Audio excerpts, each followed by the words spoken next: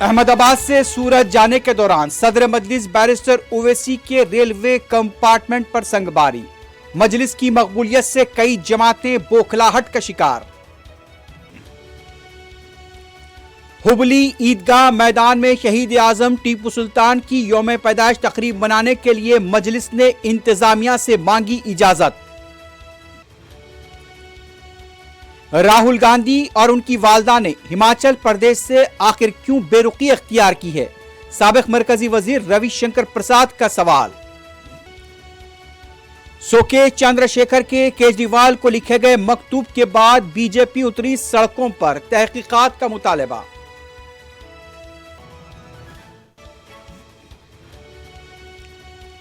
موربی پل گرنے کا واقعہ گجرات کے لیے باعث سے شرم، کسی نے اخلاقی ذمہ داری قبول نہیں کی۔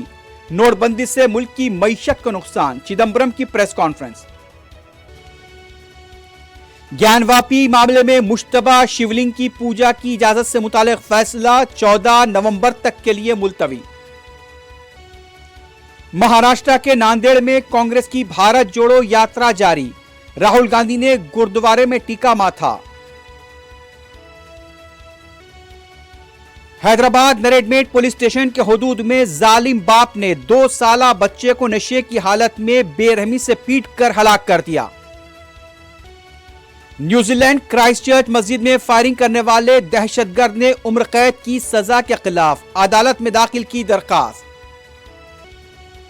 فیفا ورلڈ کپ فٹ بال ٹورنامنٹ کے لیے قطر میں 50,000 افراد کو سیکیورٹی تربیت، بیرونی فورسز بھی کریں گی تعاون۔